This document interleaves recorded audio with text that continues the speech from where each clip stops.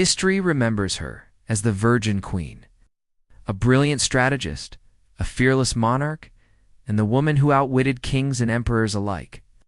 But behind the regal image of Queen Elizabeth I lay a far more human and frankly revolting reality. In a world before antibiotics, running water, and modern soap, the Tudor court was a cesspool of disease and filth, and at its very heart sat a woman whose hygiene habits would turn your stomach. This is the untold story of the 5 most disgusting hygiene habits of Queen Elizabeth I. Brace yourself, history is about to get filthy.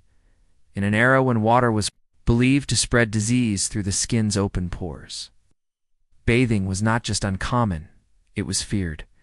Queen Elizabeth I herself famously declared that she bathed only once a month.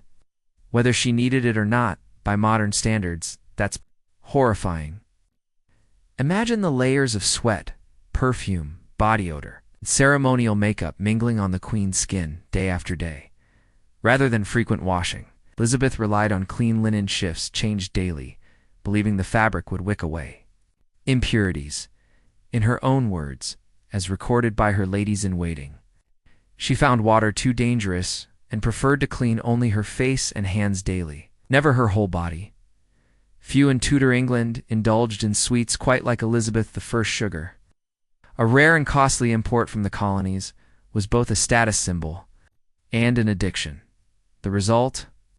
By her later years, the Queen's teeth were famously black, decayed, and broken, a detail noted by foreign diplomats with a mix of horror and fascination.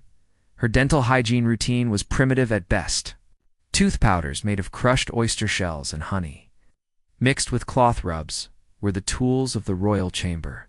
As the teeth decayed, court records suggest Elizabeth suffered from chronic toothaches, foul breath, and difficulty eating, yet she refused dental treatment, fearing the pain. Elizabeth's ghostly complexion wasn't merely a fashion statement, it was a necessity. Smallpox scars ravaged her face in 1562, leaving blemishes she desperately sought to conceal.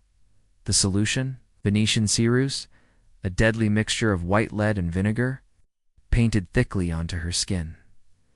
The lead caused her skin to blister and crack, which she then covered with more ceruse. The vicious cycle destroyed her complexion and likely hastened her health's decline. Those close to her reported her skin would peel off with the ceruse, leaving raw, weeping wounds beneath, though the Queen was one of the cleanest women of her time. Standards were far from modern expectations. Elizabeth's bedsheets were reportedly changed, infrequently, sometimes only monthly or seasonally. Her many layers of sumptuous dresses were rarely washed. Laundering elaborate fabrics was both difficult and damaging. Instead, her garments were perfumed and brushed clean, with fragrant herbs and sachets sewn into their folds to mask body odor. Even her palaces, filled with costly tapestries and thick fabrics, were breeding grounds for lice, fleas, and rats. The Queen's striking wigs, up to 80 owned at one time, were not only elaborate, but highly susceptible to lice infestation. Palace attendants used special combs and tiny linen bags filled with herbs to repel lice. But infestations were inevitable. The royal court was plagued by fleas and bedbugs. Even Elizabeth's courtiers carried flea traps within their clothing, a necessary precaution in the unwashed, overcrowded palaces. History paints Elizabeth I as one of the most powerful women ever to rule. And yet, beneath the jewels, beneath the powdered wig and regal gowns, she lived in a world rife with filth, disease, primitive beliefs about hygiene. Perhaps it's a testament to her strength that she thrived in such conditions. Commanding an empire despite the revolting realities of 16th century life, and so ends the grim, fascinating tale of the 5 most disgusting hygiene habits of Queen Elizabeth I, the Virgin Queen in name,